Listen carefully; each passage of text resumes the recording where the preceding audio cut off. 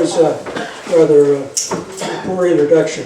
The intent was to take you back to World War II times and the troubles that the world was in back then. Following that, in 1946, Winston Churchill was invited to a little small town in Missouri called Fulton to receive his doctorate, and it was at Westminster College. And this is at Westminster College, where he gave a speech that summarized where the world was and what was happening to it.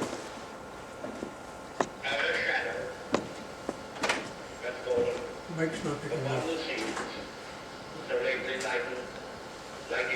Testing, one, two.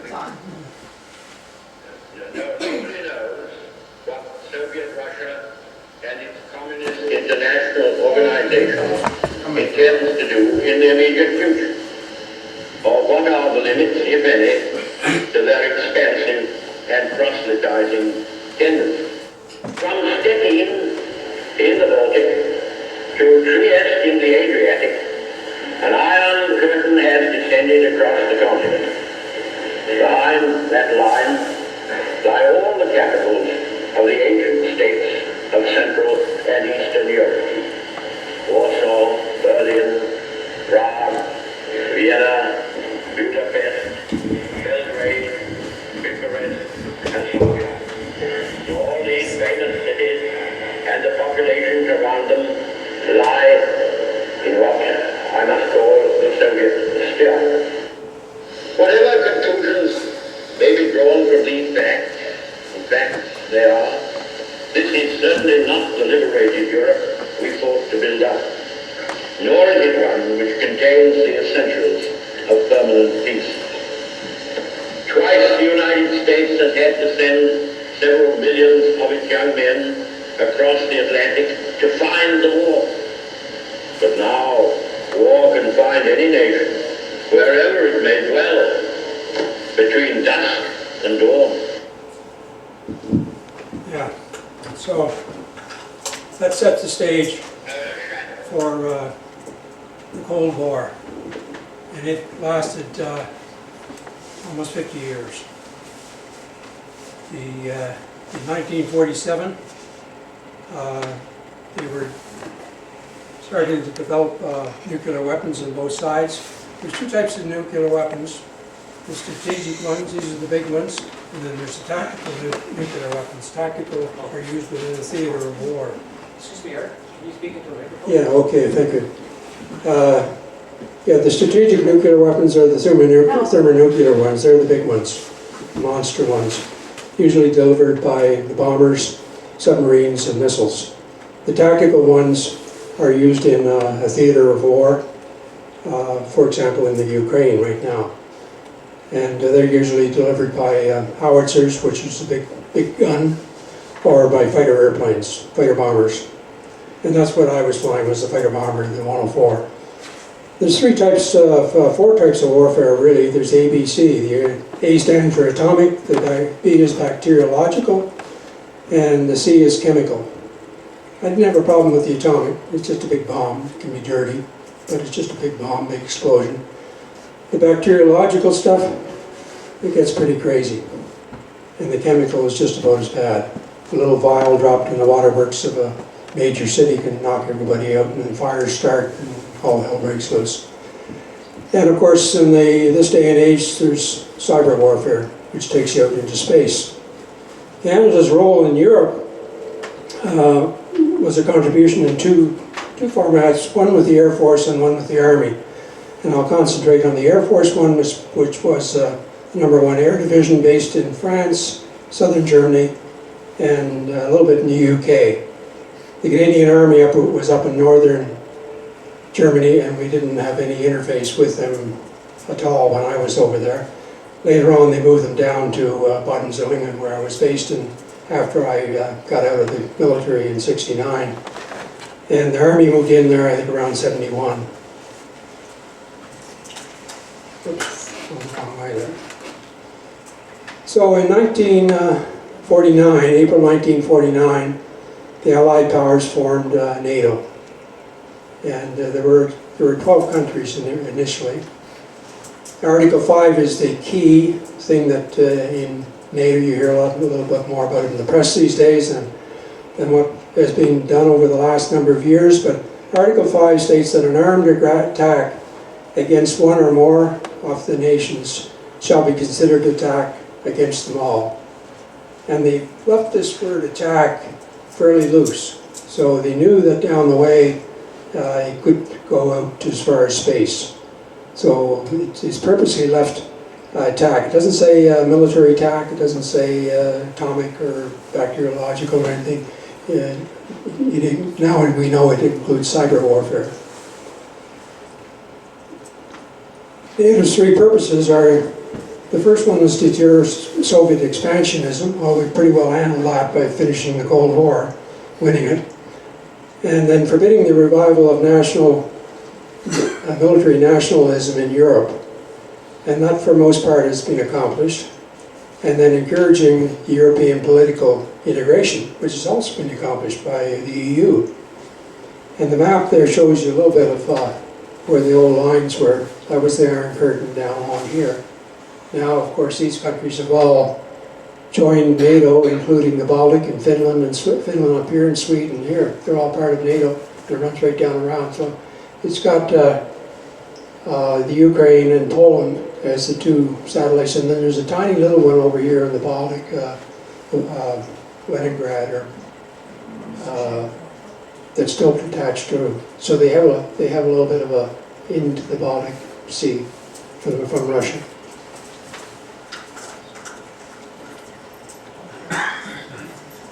NATO started with the headquarters in Chateau Fontainebleau, which is southwest of Paris, from 1951 to 67.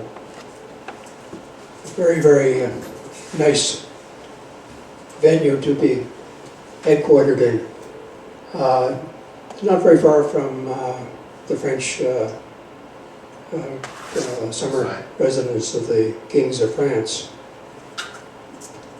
Then they moved to Brussels, just south of Brussels, in 1967, and that's the period that I came over there, was in 1967, the move was on. And the military aspect of NATO is called SHAPE, Supreme Headquarters Allied Powers Europe. Again, it started out in France in 51 to 67, then moved to Mons, which is south of Belgium, in southern Belgium, south of Brussels. And their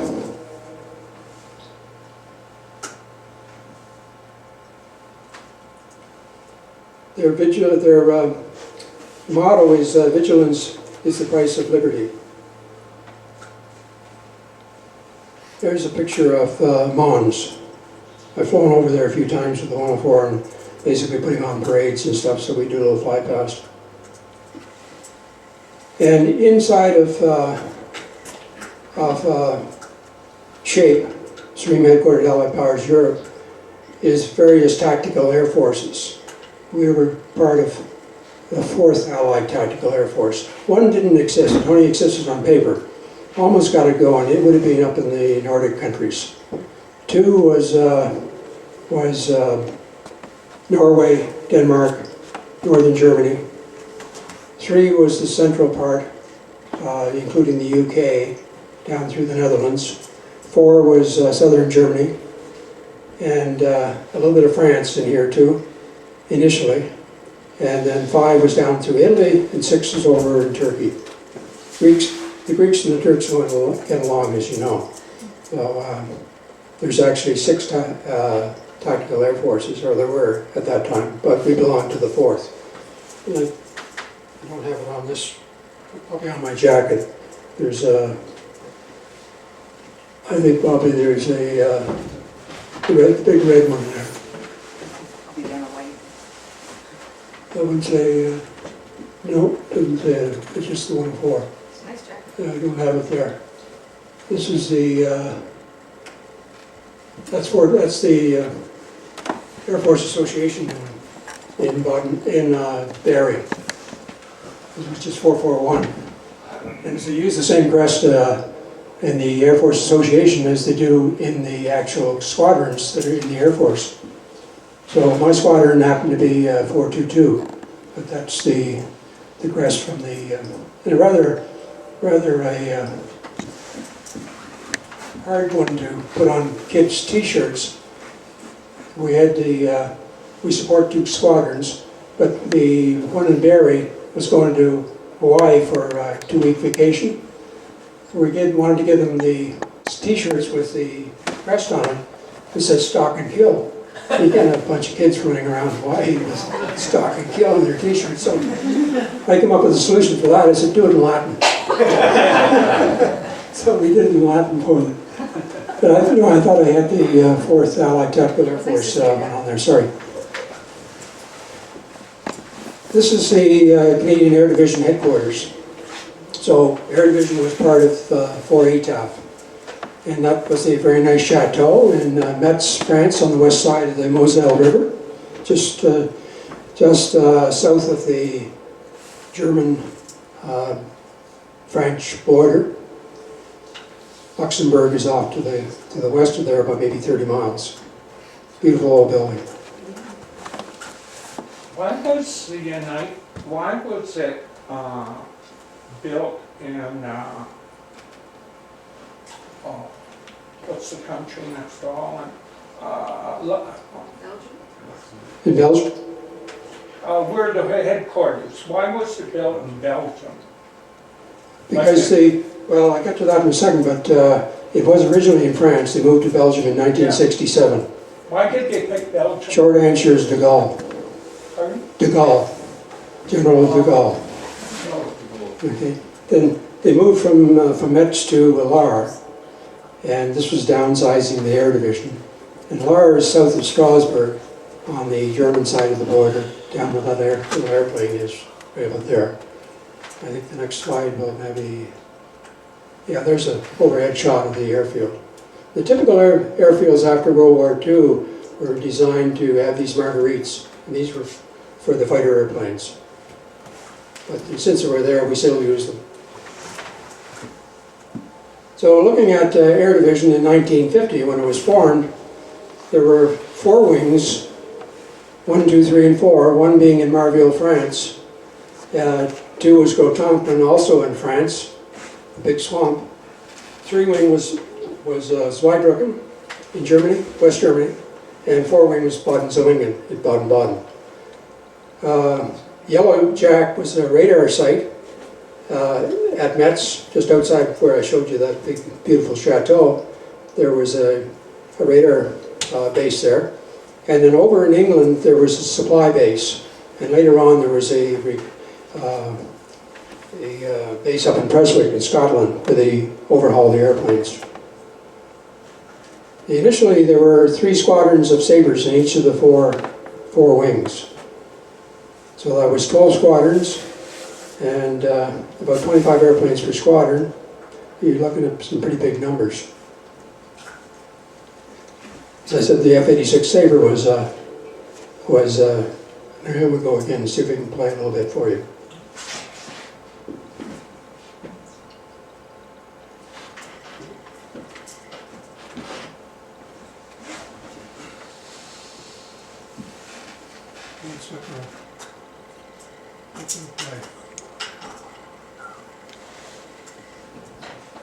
So I'll just move on then. At 1963, 62, 63, at the specific, no, it was earlier than that, 1956, the specific request of SHAPES from the Supreme Headquarters, Allied Powers, Europe, each Sabre squadron, one Sabre squadron on each of the 4 wings was replaced by the CF-100s, deployed them on. That was around the Berlin crisis. The Sabre was a day fighter only. So if the weather was bad, nighttime, all of that stuff, Sabres didn't fly. So well over 50% of the time, there was no defense in Europe. So they brought the CF-100s over, which are an all-weather interceptor airplane with the pilot and the navigator and radar and all that stuff. There was another base besides Prestwick. You say you mentioned Prestwick there. Initially the weapons unit was down in Rabat, Morocco, and then moved to Decimamano in Sardinia. And the period I was there, everything was in Decimamano.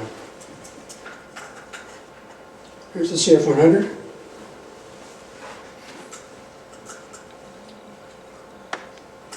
Just run through this one fairly quickly. They were on the 104.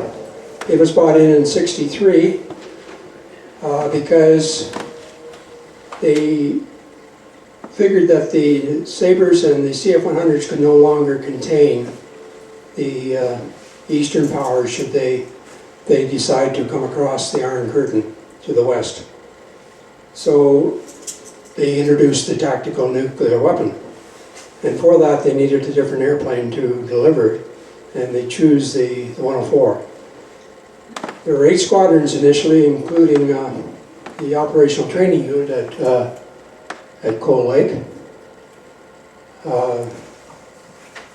There were 6 strike attack, strike being nuclear and the attack being conventional. And there were 2 photo reconnaissance squadrons. Now these airplanes could also be equipped with a nuclear weapon. But to get to your question there about why did they move NATO from France to Belgium? De Gaulle.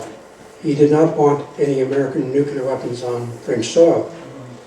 So that's why we had 2 photo reconnaissance. We had them based at Marville. And they shut down 2-wing, which was Grotonquin. So we had in 64 they shut down 2-wing, so they were left with 3-wing and 4-wing. And then they closed down Metz, moved it to Lahr. They closed Marville at the same time, moved everything into Lahr. When they moved in, by the way, the French had plugged all the toilets with concrete. Very friendly, nice guys. Nice little gift. So they had to tear out all the plumbing and start over again. I got there right in '67, beginning of '67, up in this area here. And then in '69, they announced they were closing further. They'd reduced from 6 squadrons down to 3. And the 3 were 2 conventional. They got rid of the nukes in '71. The nukes were gone. At the end of '70, actually, the nukes were gone. And we're down to conventional weapons and photo reconnaissance. And it stayed that way until about '84 is when the F-18s come in. Yeah. Now, was this cost-cutting NATO in general, or was that Canada? Good question. Good question. That's above my pay grade.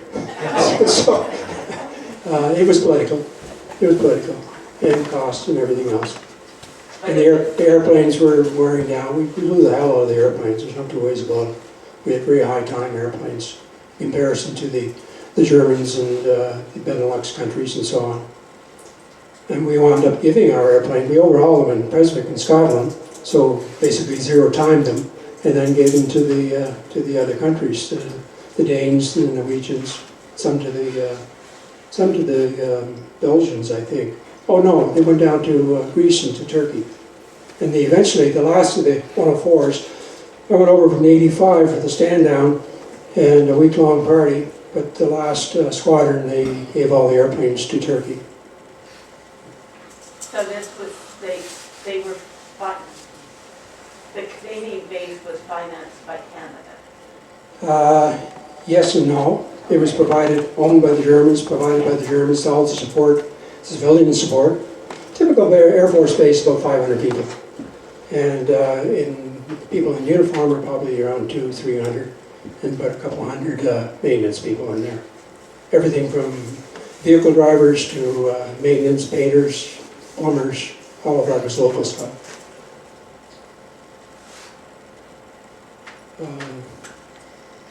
That's the 104 airplane. And quickly, I'll point out a couple of features on it. I think most of you, any of you seen the 104? No. Back '67, they did an air show with it here in Canada. They're all up in Cold Lake. They were in Cold Lake, so you can get, Canadians did not get to see the airplane very much. '67 was the only time it was really spread around the country. And they took a 101 and a 104 and did all the air shows in '67. The chap that did the 104 air show was a good friend of mine, Rennie Sorreo. He was an antique one, about 6'4", big man. And anyhow, it's only got about a 7-foot wing on it. And you can see this shot, he's going fairly slow here. But by slow, I mean somewhere around 400 knots. He's got 15 degrees leading edge down. The leading edge flap is long here. It's droopy. And the trailing edge is down at 30 degrees back here. Anytime you went below 400, you automatically selected flap. The other thing about the airplane was the T-tail. And that tail is just one big slab, just a flat sheet of metal. There's no elevators. It's just, the whole thing moves. And the rudder is pretty much a standard rudder. I'll get to that on this slide. You probably see it a little bit better. See how thin the wing is here? And it's got anhedral as opposed to dihedral. If it's up this way, it's called dihedral. So it's down that way, which means it's less stable. Very unstable airplane. Was that plane state of art in the world? It was a Generation 2 airplane, yeah. It was designed, like it comes to, I think, for the next slide here, maybe. That's this gentleman designed it, Kelly Johnson. He designed a lot of good airplanes. The P-38, which is a twin-boom, twin-engine fighter in World War II prop airplane. T-30, the forerunner of the T-33, which was widely used in training all over the world. There was the B-80, and then the 104, the U-2, forerunner of the Blackbird, the SR-71. He was involved in about 40 different airplanes, but he wasn't a pilot. He was an engineer. That's the U-2 there. What was the difference you experienced from flying this airplane to the previous airplane? Big difference. A lot of guys didn't survive it. They left a hole in the ground. You had to move your brain out in front of the airplane. And it's going exactly where it's pointing, and it's going to get there about 3 times as fast as you think it's going to get there. So if you haven't got your brain out in front of it, you're dead. You're dead now. And we were down at treetop level most of the time. We had to move it up a little bit before noise. And the Germans started complaining a little bit about us flying over their villages and waking them up at ungodly hours and all the rest. So we planned our routes for noise abatement, but in the wartime situation, that was gone out the window. And there's a big difference between flying, low-level flying at, say, 500 feet, 200 feet, and down to less than 50 feet. The targets were all running, if it's visual, all the targets were running, I'm talking the nuclear side, at less than 50 feet. If you're about 50 feet, somebody's going to see you and you're going to get yourself shot down. So the lower you are, the closer you are to the ground, the more protection you have. That was the early stealth. I mean, you're going so damn fast, they can't see you coming, there's no reaction time. You're coming and gone before they have time to pick up their rifle or whatever and take a shot at you. So, but again, going back to your original question, you have to get your thinking well ahead of the airplane. You cannot look back over your shoulder.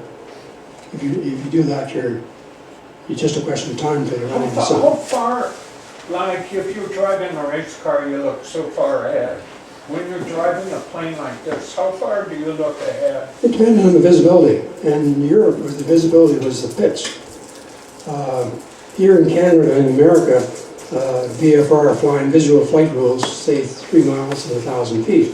Over there it was 4.3 nautical miles and 1,500 feet in most countries, and some vary, but country to country. But half the time, you're lucky if you had a mile. But you went anyhow, you just did it. And the first trip I did on the 104 in Europe, I think I saw the ground maybe less than 50% of the time. And we'd move it up to 500 feet and go from there. Matter of fact, in the first leg, the first flight I was on, the guy in the back seat was a dual seater, so he was riding his safety on me. And he was an old instructor in T-33s in Portage Prairie. I knew him about 5 or 6 years before that. Anyhow, he said, I think you're to the left of track. And we were flying east along the north side of the Alps.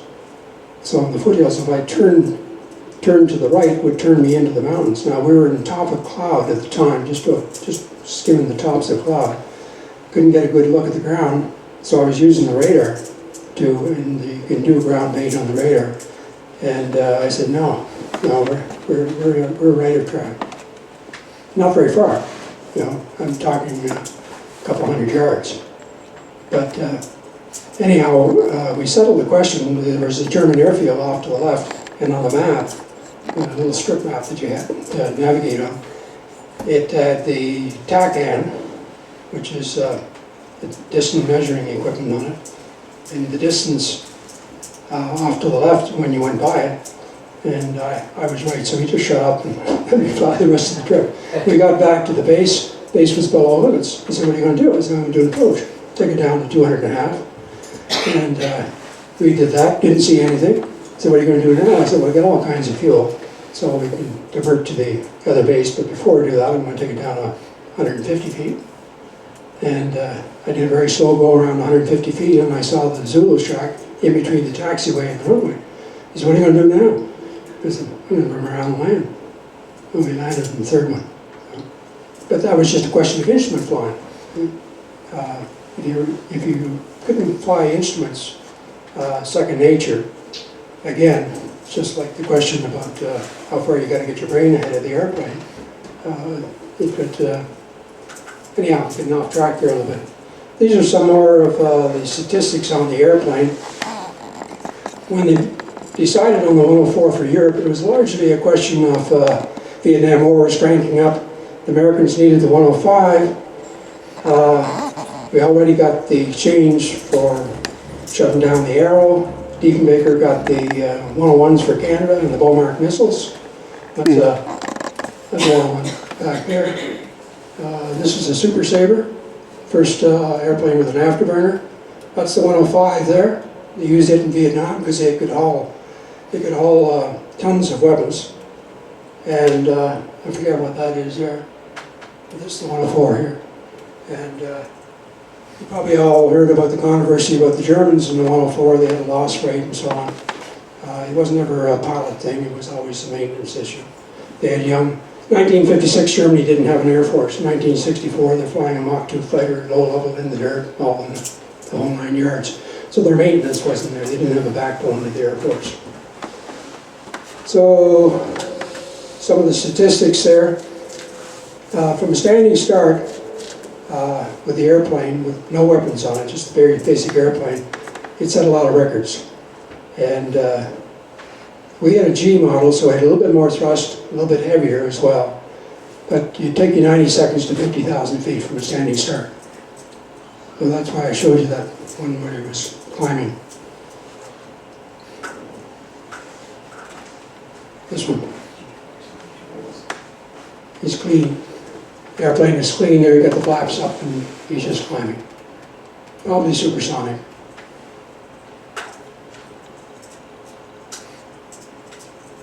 There's a shot of the cockpit. Now that's probably taken off a simulator or something, but the airplane is shut down. That's the artificial horizon here. And it's a globe. You take that and turn it 90 degrees, so the bottom half would be black across here, and the top half would be the white that simulates the sky.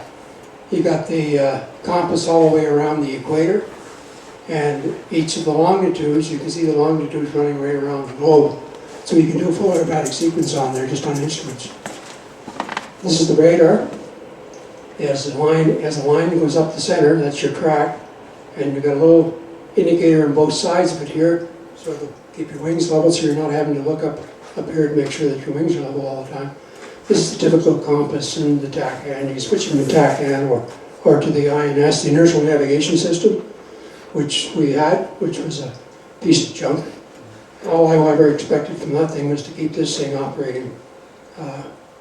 And if it kept it operating and gave me the radar, then I was fine. But the next slide, I think I'll show you the... When you're flying something like this, do you go, when you're flying, are you all the time looking at this? Or do you do mostly by feel? Oh, you're hand flying the airplane. It has an autopilot, but nobody trusted it. We never trusted that. Nobody used it, so it never got checked out very much. And anytime you turned the damn thing on, it was always put lots of altitude underneath it, because all hell can break loose. And I've had that happen, where the airplane's gone into funding, my feet are flying up and hitting the bottom of the instrument panel here, and the stick's been ripped out of your hand, and all the rest.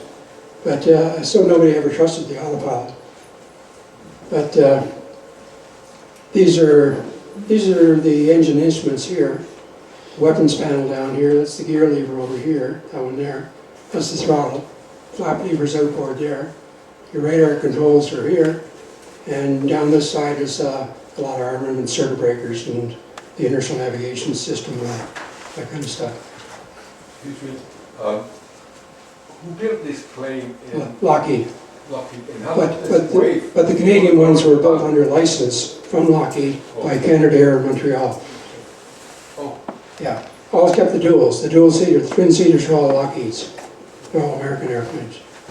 But the Canadian ones, and we built some for the Germans and the Dutch. So we just didn't build the 240 or 200 single-seater Canadian ones, and we had 40 duals from Lockheed from the States. And then the Canadair built quite a few more airplanes than that. What's the inertial navigation system? The INS for short, and it's a Lytton 3. Inertial navigation is done with a system of gyros. This is the old electrically driven flywheels. There's one in each plane. There's one in this plane, one in this plane, one in this plane. And then the fourth dimension is time. Well, time is a constant. It doesn't change, right? So we're talking 3 dimensions here. Very early stages of inertial navigation. Miniaturization, which came about because of missiles and all the rest of the stuff, they went to what they call laser ring gyros. So rather than have a gyro, a big flywheel flying around, they put a little mirror on each of 3 corners, and you shoot a laser beam, you split it with a prism, so the beam goes around that way, and it goes around this way. And it takes, millionths of a second, but if the platform is turning, it's moving, there's going to be a difference in the time. So you measure that time difference, so you do that in this plane, and the other plane. 3 planes, so you get, so now you can miniaturize it right down to nothing. And all the commercial airplanes that are flying today use laser ring gyros. So it's very small compared to this. But this thing worked it did not know that the world was round. It thought the world was flat. So you worked in a system of x-y coordinates. If you're all familiar with x-y coordinates, you got the positive across the top and the negatives across the bottom. So you want to center this on their theater of operation. So you place that XY coordinate map over the theater, and usually home base is probably about the center of it. But the further you got away from the center, the bigger the error. And an acceptable hourly rate of error in this thing was 1.7 nautical miles for an hour. And we were flying and stuff in the neighborhood, an hour 30, an hour 40. So you're going to be over 2 mile error. Well, 2 mile error is completely useless low level. I mean, that's going to put your life at risk. There's some of the weaponry. I didn't hang around beyond 1969 after they got rid of the nukes, and they got more weapons than what we had. Our secondary role was conventional. We trained it, we put practice and all the rest. We never got to drop anything. There's napalm in there. These are probably some napalms. There may be a dummy nuke here somewhere. So the nuke was about 2,000 pounds, and you hung it underneath the center line. A lot of these, they hung on these pylons in the wings. generally for the deep missions, we ran with 4 fuel tanks. These are the tip tanks here. We had a pile-on tank hanging underneath here, so we had 4 tanks. There's no room for fuel in the wing. Nothing in the wing. Not even the gear. The gear went up into the fuselage. And these are the rounds for the gun. That's a little ground explosion. I'll come back to that. That's the gun there. It's an M61 Gatling gun. Fires 6,000 rounds a minute. Now, you didn't have 6,000 rounds. The most you could have was about 750 rounds, so that's about 7.5 seconds. And if you wanted to keep the shells, rather than throw the brass casings overboard, you'd only have about 450 rounds. So I got to fire the gun a few times. I did some of the studies on with the Germans putting the gun, because they had the gun in the airplane. Since we're getting rid of the nukes, we went to back to put the gun back in. We had a fuel tank in where the gun went. The gun was no good to us at low level and with a nuclear weapon on board. You're wasting your time if you think you're going to try and shoot anybody down. So the 6 barrels, it rotated, electrically driven, and when you fired about 600 rounds, 700 rounds, and all you hear is boom. They're all gone. It's that quick. Initially, when they put the gun in, they had compressor stalls on the engine because it couldn't react fast enough to the extra electrical load that came on board. There's 2 big generators on there, on the airplane. That's a ground burst, a fairly small one. As I said, I'm not scared of nuclear weapons. They're dirty. Sure, the wind, depending which way the wind is blowing, whether or not you're going to get any fallout. But it can give and they're used as a tactical nuclear weapon. It's not for taking out cities or anything. It's basically used to destroy depots and runways, that kind of thing. So the accuracy that you wanted was as accurate as possible. In 2-week weapon camp in Sardinia, my last camp, of all the bombs I dropped in 2 weeks, I had an average of 243 feet of air. And that's delivered at Mach 0.85, 85% of the speed of sound. Anywhere from lay down, which is straight over the target at 10 feet, 20 feet, to 3,000 feet. And some of them... How fast, like you say, Mach 2.4 and Mach 2, how fast, how many miles per hour? Well, the speed of sound is about 740 miles an hour at sea level. It's a function of temperature. And that translates into about 800 and something nautical miles an hour. No, sorry, the other way, 600 and something nautical. I had it right the first time. Yeah. Mach 0.85, 85% of the speed of sound is what we generally deliver the weapon at. Some big ones, we had to go to Mach 0.9. And to do that one, I'll get into that in a second, but to do that one we had to use the afterburner. But you didn't want to use the afterburner because it is terribly inefficient. It just pours fuel out the back end. And you wanted that to get back home with, because we were so damn far down in Czechoslovakia and East Germany and into what's now Slovenia. So I had a light picked out in Austria. Why Austria? Because it was a neutral country. So they're not going to be at war. So I had a light picked out there because there's not going to be anything. You're kidding yourself if you think there's going to be a runway when you get back home. I had my wife and my kids brief to get in the car and go to Switzerland. And I'd find them in Switzerland. But I'd simply dump the airplane, providing I was satisfied that there was nothing to come back to and get reloaded and go do the same thing again with another target, another weapon. And you had wore a dosimeter, which measured the amount of radiation that you picked up. Because all hell's going to be breaking loose everywhere. So we had gold plated on our sun visors like the astronauts have now. So you could protect yourself a little bit from flash blindness. The Brits used an eye patch. They flew with one eye. Well, flying low level with one eye, you're not going to have any depth perception. So that's a suicide mission. One of the Brits could come up with something like that. Anyhow, that's the gun. There's the engine, J79 engine. That's what the whole airplane's all about, is the J79. And there's some general, in the early days of the 104, met the lieutenant and he says, "You're going to fly that thing?" And he said, "Yep." And so it became a J79 with a lieutenant strapped to it. 17 rows of compressor blades in here. The first 6 rows here, the stator vanes, are variable. So and if you ever heard the 104, not many of you heard, but it's got quite a howl. And that's what causes the howl of these stator vanes. You use high pressure fuel as a hydraulic medium to adjust the vanes.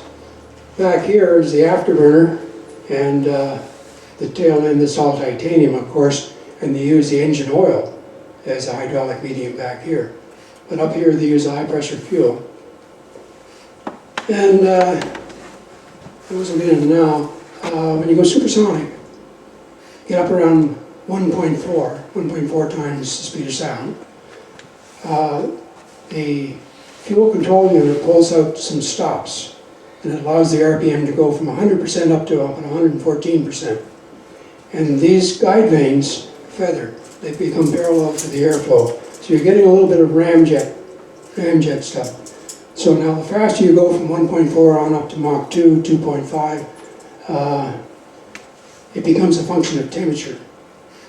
It's skin temperature here. You get simple friction on the skin. And if I go back to the picture of the airplane with the intakes, the shock cone in the intake was fiberglass. And it could only handle about 120 degrees. So that was the limiting thing, not thrust. The airplane, the faster you went, the more thrust you got, because of the ram air effect.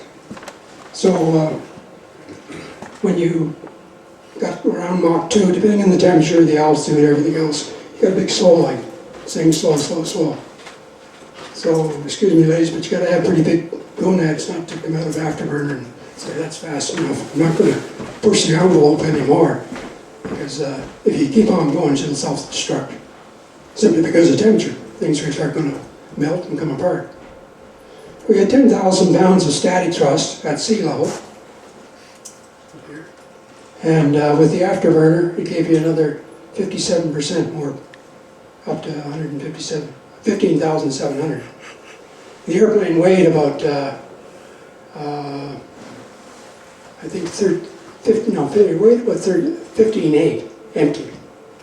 So you're pretty much 1 pound of thrust per 1 pound of weight. So if you're getting near the end of your flight, you can stand her on her tail and she would go straight up. And this is a commercial green. All the gas lines across Canada, you go up north here to where Brown Hill, for example, where the gas line comes through there, there's a tin building there, I call it. It's a vertical building about maybe 2.5, 3 stories high. It's got the J79 engine in there, mounted vertically, running on natural gas. It's just, all we burned was kerosene. And thank you. And they're running those all across Canada and down through the States.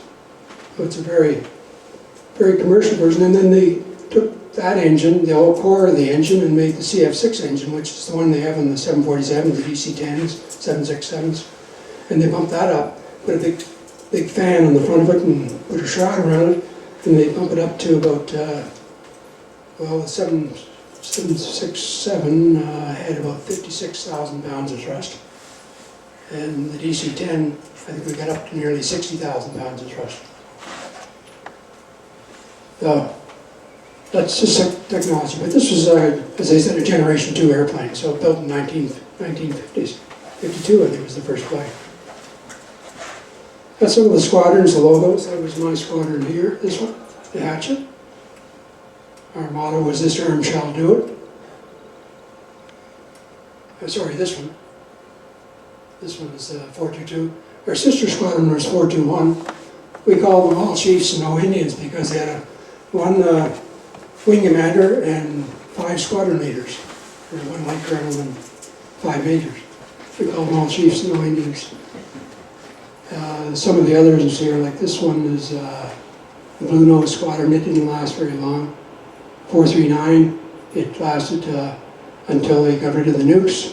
441 was the last squadron. And I mentioned my jacket there was the Air Force Association in Barrie, same crest.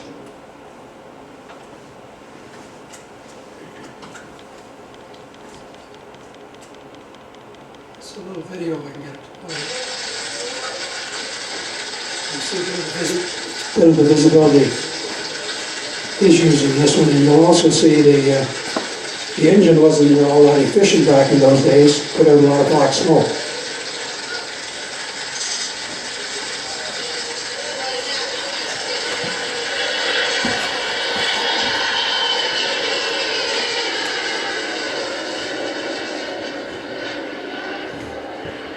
You can see the afterburners going there.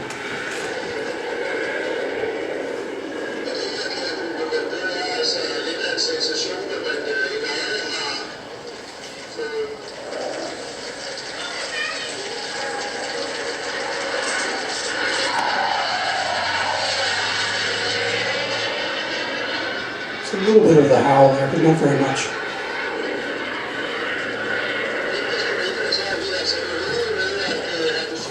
Og så i slutningen af 50'erne, så manglede NATO nye bunkerfly. Og så vandt Lockheed, ligesom de nu har vundet med F-35 til det danske flyvåben. I think he's speaking Belgique there, maybe Dutch.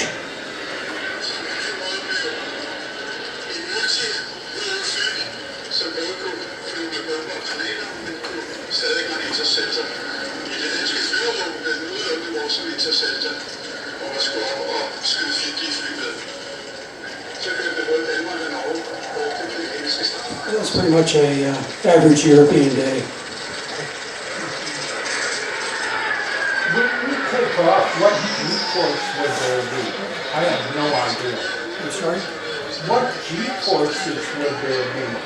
Oh, he's probably putting 3 or 4 G there. Nothing too high. He's not turning very tight. The airplane doesn't hurt with the dam, so he didn't get into wearing G-suits and stuff like that. You didn't need them. But he could pull the standard 7.33 G and 3.5 G negative. But to do that, you have the takeoff flaps down and the afterburner going. That's the same one. I'm going to go to the next one. This one will show you some weapon delivery, conventional weapons.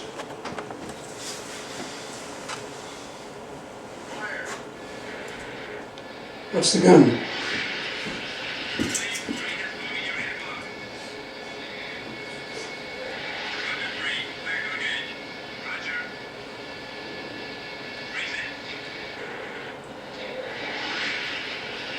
A little better visibility that day.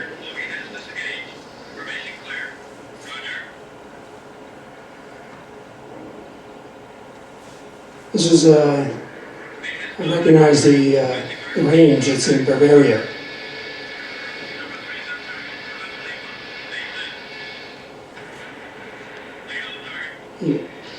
Dead on target on that one. That's an napalm way down there.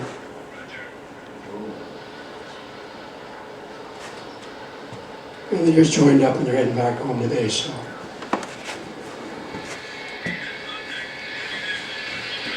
I'm going to do another one.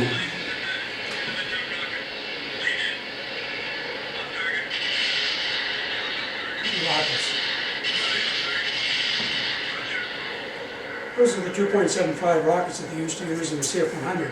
And we just gave 80,000 of those rockets to the Ukrainians. They had 80,000 in storage.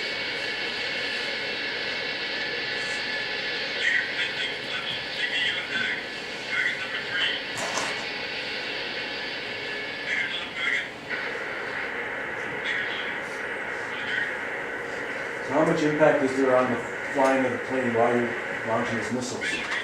Sorry? When you launch those missiles, how much of it do you feel in the plane? How much you what? When you launch those missiles, Yeah, how much of that do you feel? Nothing. Nothing? no, it just drops off and so you're not firing it like you would a bullet. Okay. Rigid, It light, as it drops off the rails, it lights the rocket and it takes off.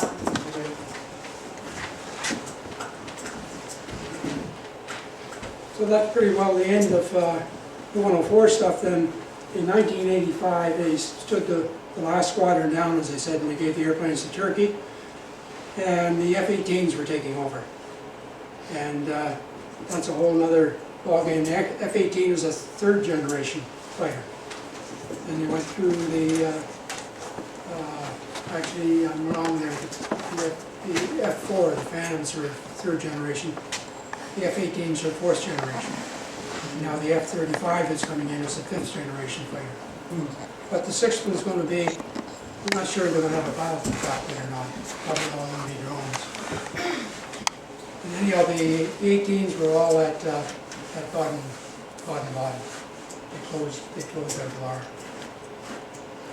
There's another wing that I didn't tell you about, and this is a cemetery in France called Chaillot. The Canadians did not bring their dead home after World War II. They were buried where they fell, in the countries usually, or in the neighboring country. There were 107 Sabre and CF-100 pilots and navigators in the 50s, early 60s, and in the 104 era, there were 37 that we lost. Not all in Europe, some were in Canada, but on the other side here, there were 146 airmen that were killed, and they were usually car accidents, too much drinking, driving. Drinking was a way of life over there in those days. The Air Force military ran on free booze. I say free because a beer was 10 cents. You couldn't spend $5 on Friday night. And there were 56 civilians. And the cemetery, like all cemeteries for Allied powers in Europe, are extremely well kept. I don't care where you go in Europe, I've been to all of them. They're just amazingly well kept. And I've been to that one 3 or 4 times, burying some of the guys that we lost. One guy, all we had was a helmet and his glove, and one glove. He's in the North Sea somewhere. And he made the mistake of wanting to see the weapon drop. Once a year you got to drop a 2,000-pound concrete bomb that simulated the weapon. So we're on the, anybody from Holland here, any Dutch people? The islands that run up along the North Sea north of Amsterdam.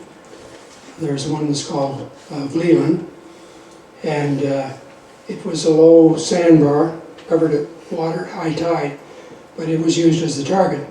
And there's a causeway that goes across the Zuiderzee, the inland sea, east of Alphen Amsterdam. There's a car park in the center of it, and that's where we ran across there. We ran across that car park at 15 or 20 feet, and that's where you started the timers. Now, on a nuclear delivery, there are 2 timers. There's what we call a run-in timer, so you'd start it from your last known point that you proved was your own target, your own time, your own everything else, and you started that timer. It worked down to 1/10 of a second. A 1/10 of a second at Mach 0.85 is 94.7 feet. You're flying at the rate of 947 feet a second. So a tenth of a second was 94.7 feet. So you ran that timer in, and when that timer went out, you got a 1 second burst in your headphone. You also had the gun sight hooked up so it came on and went off. So you knew when to start a pull-up. You do a 3.5 G pull-up to 45 degrees, stabilize. The weapon would come off. It would be blasted off with a couple of shotgun-style shells. And the tail cone would come off the weapon. You'd roll over in your back and pull the nose down and go into your escape maneuver. Now, on the practice one, we'd always have another chase plane to call shoot, that the drag should come up, because if you roll over and that weapon is still there, you're going to pull into it. There's going to be a big mess. So you get the shoot call, you roll over, do the escape maneuver.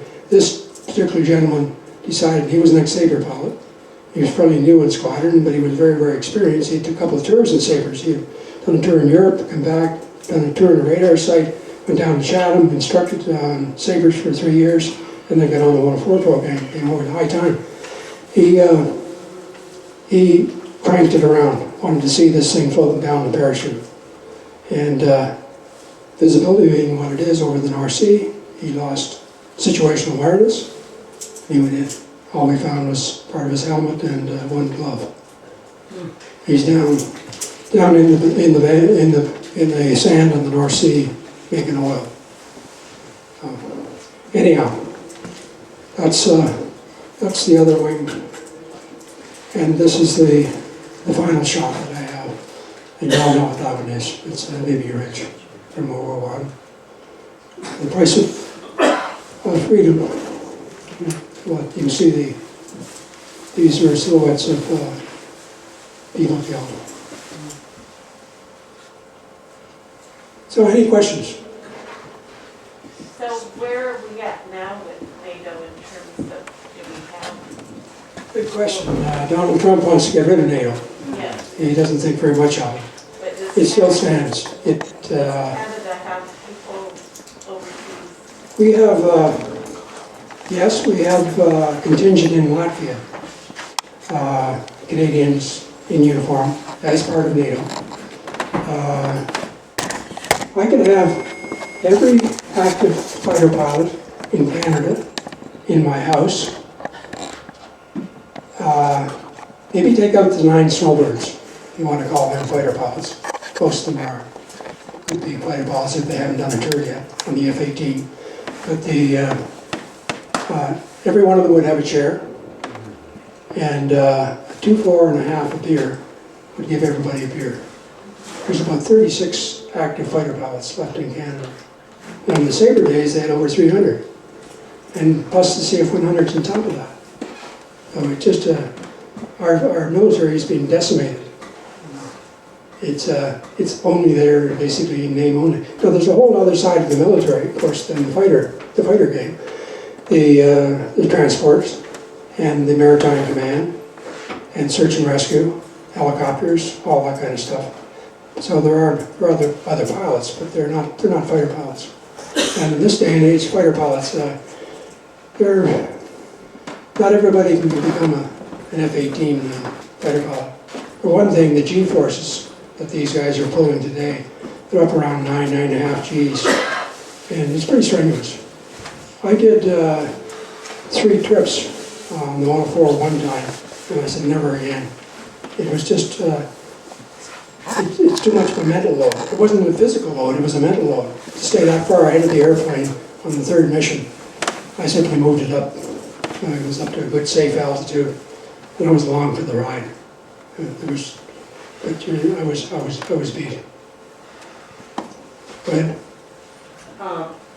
You never said how you got in the Air Force. Were you like a commercial pilot? No. And then you went that way, or did you join the Air Force? I was like Paul Sandlin. I grew strawberries. I had to go to college, get a grade 13 education because the family thought, we grew up in a mixed farm down in Prince Edward Island.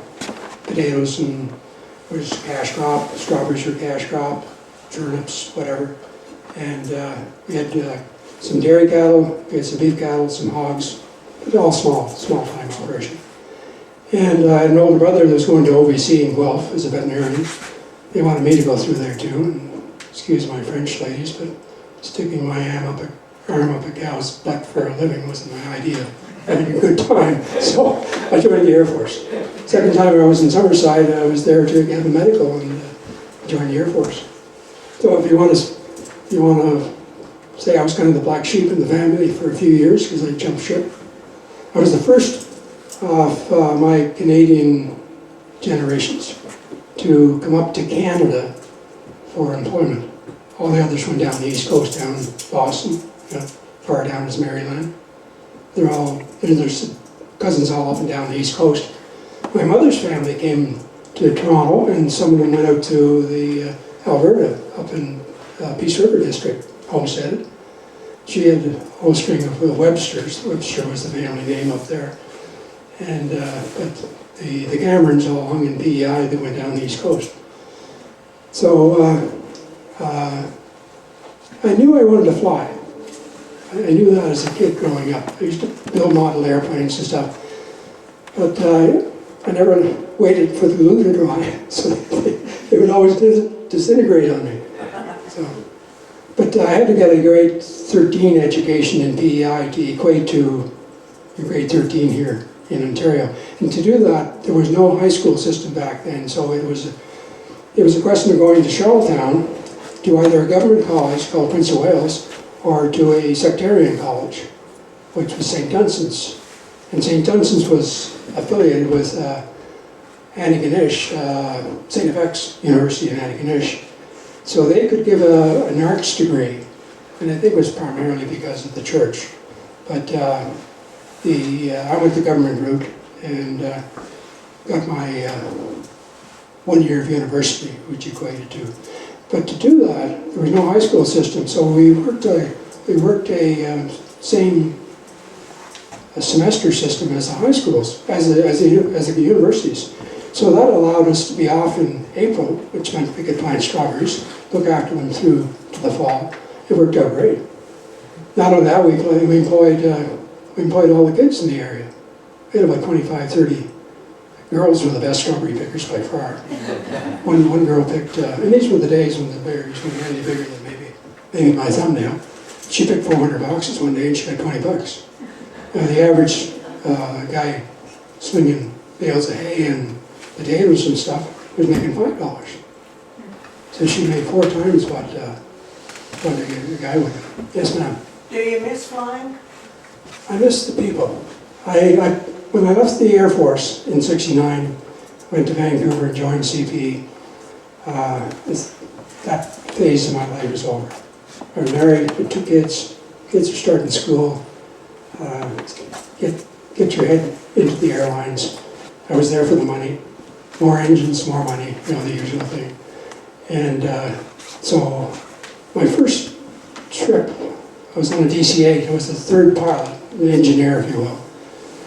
And we were going to Amsterdam out of Vancouver, so the first flight was up to Edmonton, and then you did Edmonton to Amsterdam. It was fairly busy, they do the walk around, all that kind of stuff on the ground, and doing the numbers and making sure the fuel's on, handling anything that's in the cabin back there, for the flight attendants constantly coming up wanting something or other, so you take care of all that. To allow the 2 guys flying the airplane to concentrate and get the cockpit set up the way they wanted it. So when I got into cruise mode out of Edmonton for Amsterdam, I looked at the clock and I had 8 hours to go. I said, get used to it, Cameron. This is the rest of your life. And I settled into that. I had already been in Europe, so I loved Europe. Loved going to Rome. As I said, we did our weapons down in Sardinia, which Dutch Humano was in Sardinia. So we had some interface with the Italians. We love Italian food, pasta and the beer and all that. And anyhow, towards the end of my career, I'm flying the DC-8, or the DC-10, sorry, the DC-10, doing Toronto, Tokyo. 13 hours over, 12 hours back, 25 hours round trip, 3 times a month, that's it, you're done. So, fantastic. So what do? We bought a house across the road from the family farm that my father had already owned. And he wanted the land, he wasn't interested in the house. Fixed it up, used it as a summer house. Our kids spent their summers in PEI. I commuted out of PEI for the summer. And that's been my life. I retired in '99 after 60, at age 60. We were contractually retiring at age 60 back in the... Now the guys can go to 65, as long as the guy in the other seat is under 60. And of course you can still fly. As long as you can pass your medical, you can still fly. You can go get a job with some of the charter outfits, Flair or Sunwing or whoever the heck. So some of the guys do that. They got 3 and 4 wives to support. And an occupational hazard. You're laying around with all these pretty girls and stuff happens. So, yes. Did you know Rocky Van when you were in... Rocky Van Fleet? Yeah, Yep. when you were in... Yeah, he was on 41 Squadron. Yeah, he's a cousin of mine. Is he? Yeah, it's my Rocky was a mom's good guy, first a really good guy. I didn't interface very much with him. Where we got to interface with the other squadrons was down in Dutchamamano, in the weapons camp. It'd be 2 weeks down there. And we would take 10 airplanes down. 2 from each squad, each strike attack squadron, and 1 from each photo reconnaissance squadron. The photo recce guys only had to get a camp once a year. We did it twice a year.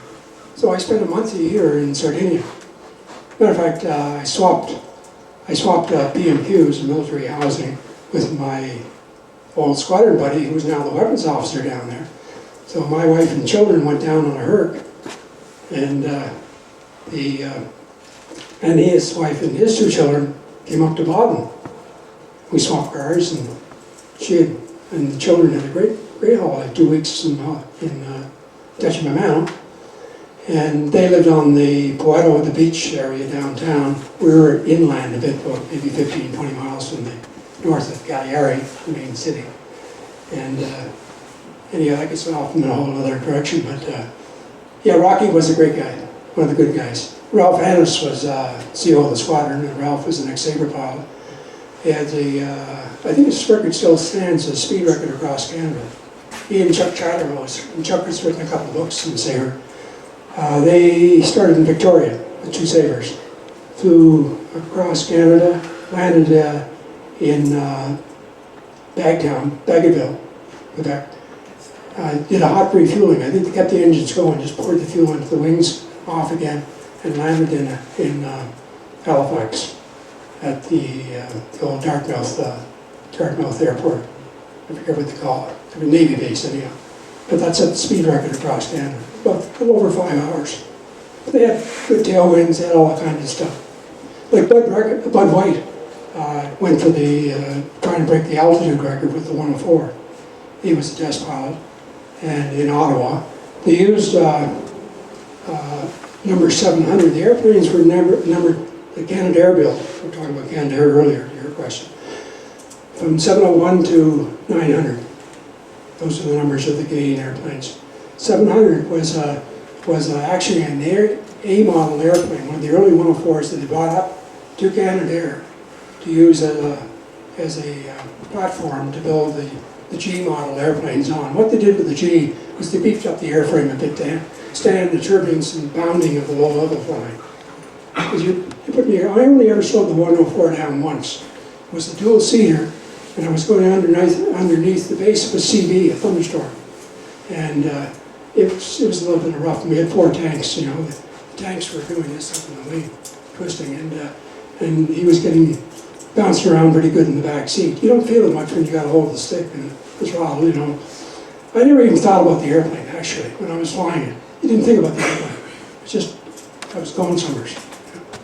The airplane was behind. You couldn't see it. It's all behind you. You couldn't see the wing. And you turn your head around and look, and you were dead.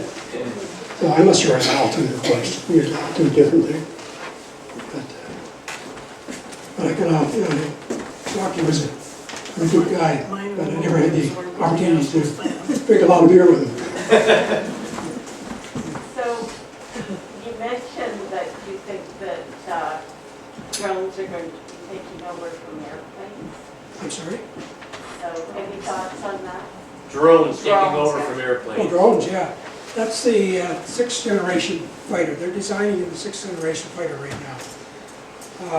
Some of them they think are probably just going to be autonomous, co-pilot, and AI, artificial intelligence. The F-35, the beauty of the F-35, again, it's not the airframe. Everybody talks about a fighter, you're talking about the airplane, yank and bank and stuff. That doesn't happen anymore. And the airplane is stealth, they can't see it. The F-22, the Raptor, is probably the best fighter out there right now, but they can't see it. It's got a radar signature smaller than that of a seagull. So to try and pick that out of the weeds, you know, in a wartime situation, it's almost impossible. So thank you, that reminds me, I was going to show those. I was going to ask you, is this like ballet shoes, Yeah. except they're on the other side of the foot? Yeah, those are the spurs. Those are only 104 pilots wore spurs. The F-18 guys and the F-4 drivers, they all wore leg straps. But the spurs you put on over your boot, strap them on. There was too much minutiae to strap on and off, so I got the CE section, the construction engineering section, cut off the straps and simply put a bolt through the heels of my boots, so they were there permanently. But you couldn't wear those on alert, because if you bailed out on the other side, you needs to be, of course, you're going to be taken as a pilot. Absent this thing, one of the first things you do is get rid of this, steal somebody's clothes somewhere, but you still needed a pair of boots that would fit you to be able to walk. So you get rid of those. We had to wear the spurs with the airplane. We set Q, which stands for Quick Action Alert, or Quick Reaction Alert. It was to be airborne within 10 minutes, and you're gone. There's no way of stopping you. The only way they could stop you was to block the runway, to physically block you. Because once you got the 4-digit code to dial into the weapon, that meant the hooter gone off, the war was on, and you were going. Now the scenario, I couldn't tell you this a few years ago, but there's enough stuff out there now. It's been told enough times, I think, that nobody's going to charge me with breaking the Official Secrets Act. But we had a cosmic top secret security clearance, again, because of the atomic weapon. And the scenario was, we would tell the other side that because they had us outnumbered about 30 to 1 in manpower, about 20 to 1 on tanks and artillery, and about 15 to 1, or no, about 10 to 1 on fighters. It was 10 times as many fighter airplanes as we did. Now we know that the Russian fighters are not, they're good at air shows, but they're not very good at anything else. Ukraine is proving that out. Ukraine are really waxing their butts.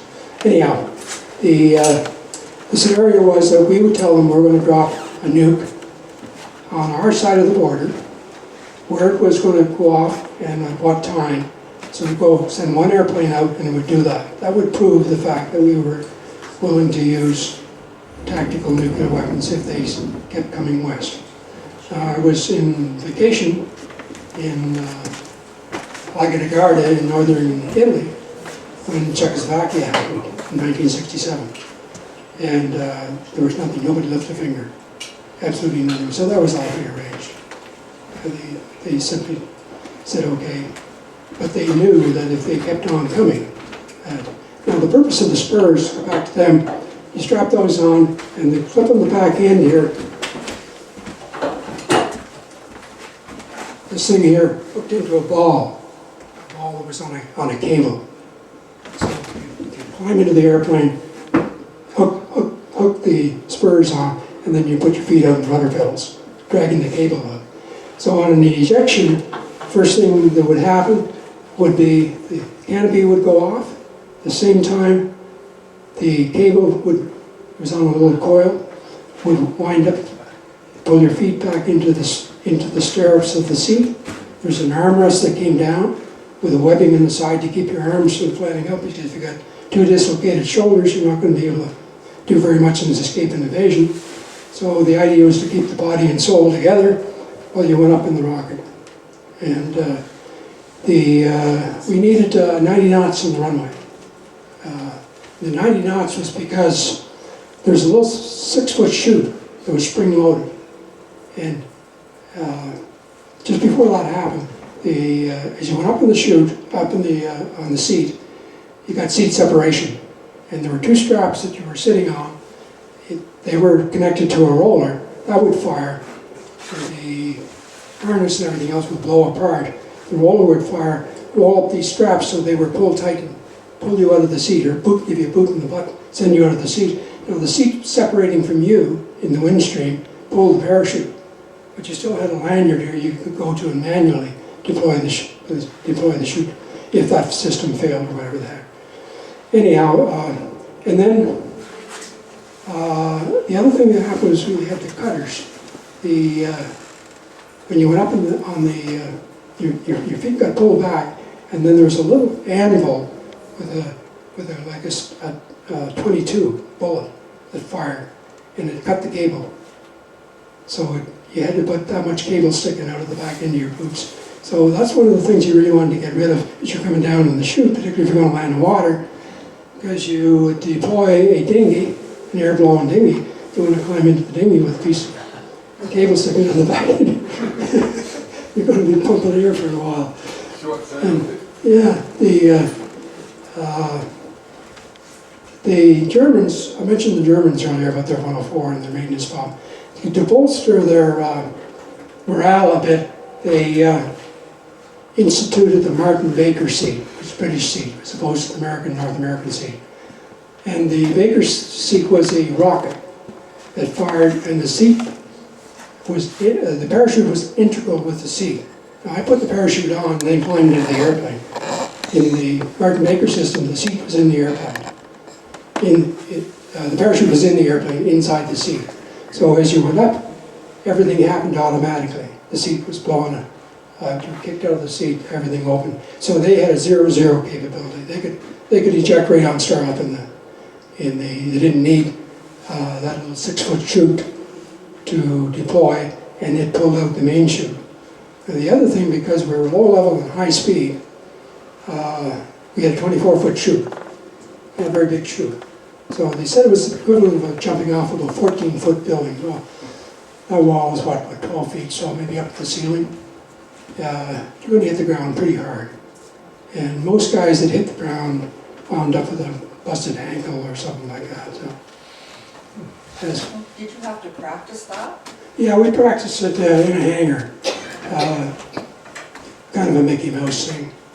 But it would send you up a little tower inside a hangar. You could practice pulling on the risers so you could turn and that kind of thing. And down in Dutch Mamano, we practiced water entry, and there we had a couple of Boston whalers.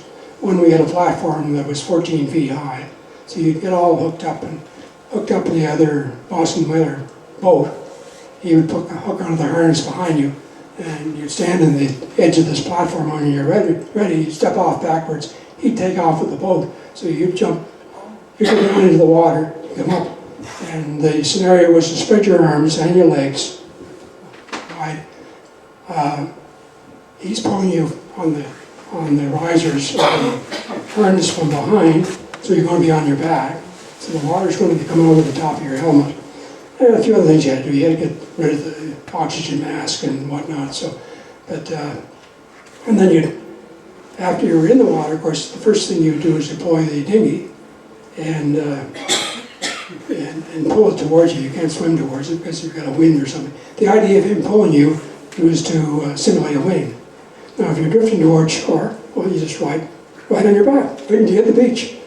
And then the other one is if you're going the wrong way, you want to get out of it and get in your dinghy. So you pull the dinghy towards you and make sure the harness is all done.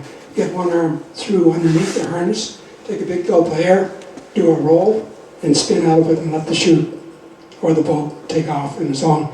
Now you pull the dinghy in and climb up into it and sit there and wait until the good old Air Force comes and picks you up. It all sounds utterly terrifying. It's just a practice thing. It's another thing you did. First thing you did, of course, was like cadet, you learned you had to be able to swim across the swimming pool. Yeah. I grew up in the Maritimes, so swimming wasn't a problem for me, but some guys had trouble with it. They had to go get a few swimming lessons. The other thing is just fear of water. You said you had a 61 millimeter machine gun on it? A gun? The machine gun you had. Oh, in the airplane? M61? The airplane. Yeah, With that 61, you said? M61. What caliber? M61 Gatling gun. What caliber would that be shooting? That's going to be I about... think it was 7.5. What? I think it was 7.5. 7.5. Yeah, Oh, so it's 3/4. yeah, but a 3/4 inch. I The thought shaft. it was 2 and 3/8. Oh, okay. Yeah, no, the rockets were 2.75s. Okay. 2 inches, 2 3/4 inch rockets. Right, And they were designed for the CF-100s. right. As Did a, you use depleted uranium bullets in that machine gun? there's quite a repertoire weapons. Now, I didn't get into the conventional stuff very much, as I said. I got out to the end of the nuke stuff, and the guys that flew around in 104 for the next 13, 14 years in Europe having a hell of a good time, conventional stuff. And they didn't have to sit queue, they didn't have to fly in bad weather, any of that kind of stuff for flying weekends. We were always on the go. Didn't stop me from going skiing. Got a lot of skiing on over there, including a 2-week, every fighter pilot got a 2-week ski course in the French Alps, paid for courtesy of the Canadian taxpayer. Yeah, it was a good deal. Very good deal.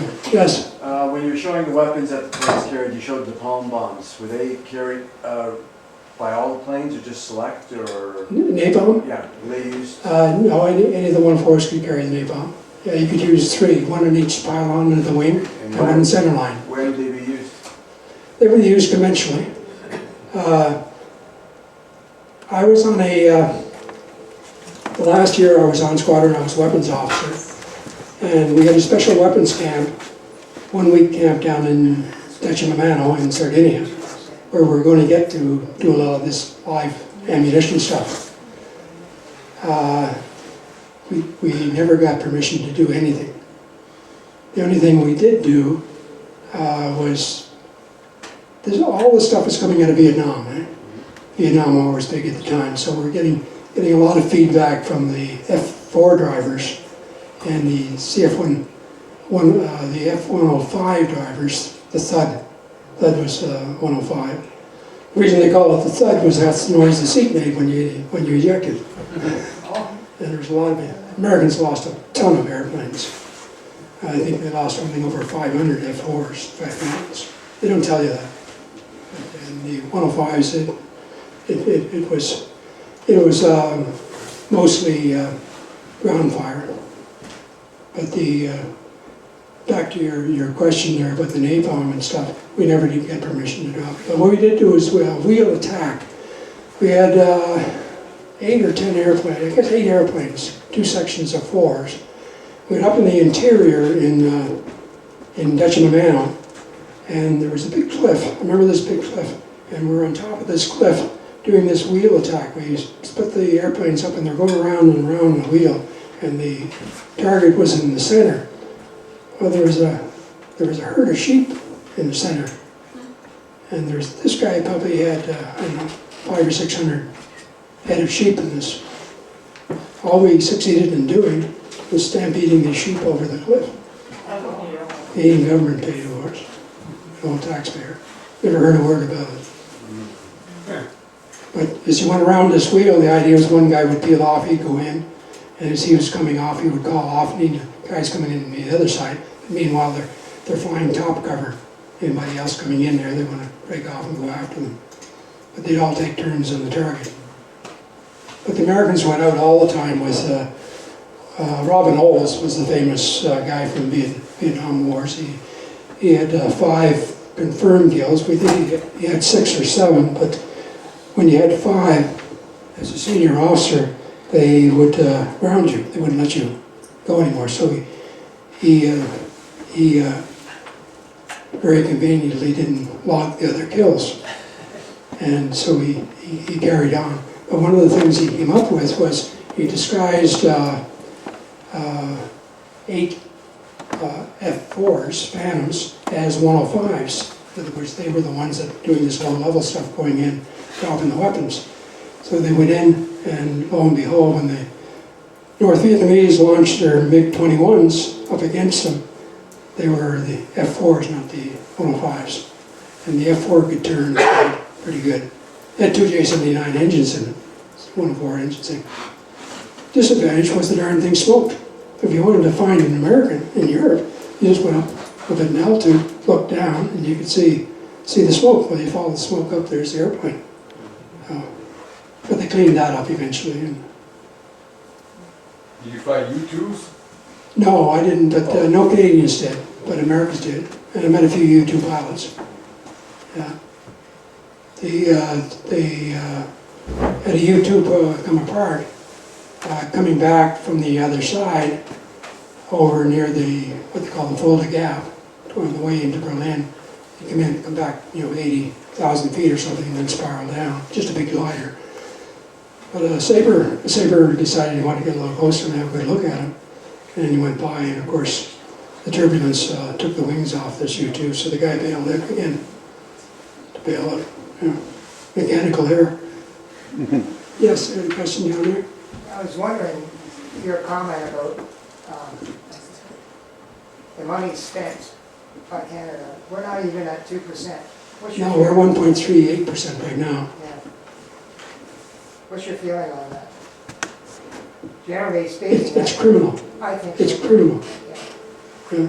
We spent this money on all kinds of programs, and don't get me started on the climate It's really- thing. All kinds of stuff that's just totally wasteful. When they should, and we got guys out there flying antiquated airplanes. It's a good question on the Bosnian War. We all the noise there with Canadians being over there, F-18s and all that stuff. And Billy Flynn was the CEO of the F-18 squadron. They're flying out of Aviano in northern Italy, into Bosnia. And of course, that operation was a UN operation using NATO as the force. Canada was part of NATO, so we supplied our F-18. I think we had 8 airplanes there or something. 2 squadrons, 4 out of Bagtown and 4 out of maybe Baden-Württemberg or whatever. No, it would have been in the 90s. I think Baden would have been close, maybe. Anyhow, anytime the Canadians went up, Americans had to dumb down the exercise because the F-18s that we had were too old. They couldn't interface electronically with all the other gear that was going on. Everything from the 707s with the big radars and all the integrated stuff that the F-35s are now heavily involved in. The F-35 is a platform. It's not a fighter, it's not an airplane you yank and bank and do all that stuff with, and fire rockets and everything. It's a platform that gathers information stealthily, you can't see it, and transmits it to all the other airplanes. So even if it's got no weapons on board, he's expended all his weapons or whatever he's had, he's still very, very valuable platform to have in the theater of operation because he's gathering all this information. And everything from the guy with a rifle and a missile on his shoulder down to the ground, to tanks, to airplanes, all this stuff gets disseminated. So that's the electronic warfare that's out there these days in the game. There's one back there right up somewhere. No, I'm sorry. Yeah, go I ahead. just wondered if the word clunk was up there. Yeah, that's a CF-100. I'm not sure, I've forgotten why, actually. I used to know. It's like the saber. Where did the saber get the name? Well, the saber came from, sword. Yeah. And quite often, the saber and the sword was more of a nickname than the saber was. Saber was official. F-86 Saber airplane. That was American. The sword came from the guys' Friday Night Beer Call. And the clunk was a short form of Canada, because it was a Canadian-only airplane. The only other ones that ever bought the CF-100 was the TWGHS. TWGHS had a couple of squadrons of CF-100s, but it was a non-starter. Good airplane. Brits had the Meteor, it's a very similar airplane. And that kind of gets me into the aero bit. And I joined the Air Force in 1960, so the Arrow had been shot down in 1959. And I was never much of a fan of the Arrow. I'll tell you why very quickly. They developed the airframe from firing rockets and stuff like that. And they had a good engine. The engine was an Iroquois engine, a Canadian engine. It had lots of thrust. And I already talked about the maximum speed. That's a function of temperature. The skin just gets too hot. You can't go faster. Rather than use fiberglass, you put stainless steel on there. Rather than stainless steel, put titanium on there. Keep going up. You get up it, to around what the SR-71 is got its max speed around 3.5. About 3.5 times the speed of sound. And that's a function of temperature again. So the faster you go, the more ramjet you get. And you got to get going about 2.5 before RAM really becomes effective. Then you don't need the engine anymore. The thing will just work with the air coming in, getting compressed because of the speed, and you fry some fuel in there with a spark, and it goes out the back end, and it gives you the thrust. So no moving parts, other than a fuel pump to keep pumping the fuel. Excuse me, the 104, was it capable of keeping up with the Russian MiG? Yeah, we were the fastest thing in Europe. Oh, The fitter, and I forget the designator for the fitter, was the MiG 25, I think. I think it was a 25. It was fairly close. The max speed was around 2.1, 2.2, function of temperature at altitude. As you come down, you get into compressibility problems. So you can't go Mach 2 at sea level. Our limiting speed was around 940, 950 summers. I think they were around 875, so we're a little bit faster than that. We had two mirrors, one here and one here, and you had them to check your 6 o'clock if there's anything back there. You might have heard about the missiles, the shoulder-fired missiles that we're using in Vietnam. They had a range of about 4.5 nautical miles. If one of them were fired at you, you went by, and then they fired at you. If you lit the burner and got out of Dodge, they couldn't catch you. You couldn't catch you. It'd run out of fuel before it would catch you. That's what the deal is. did you ever see one of the Swedish vegan? The fighter plane, they had the vegan? The vegan, the Swedish. Yeah. Yeah. Yes, I've seen it over in the UK at an air show. Oh. But they have some beautiful, beautiful airplanes. Big difference between the Swedes. Swedes built their airplanes to fly off unprepared airfields. Autobahns, 400 highways, 401 systems.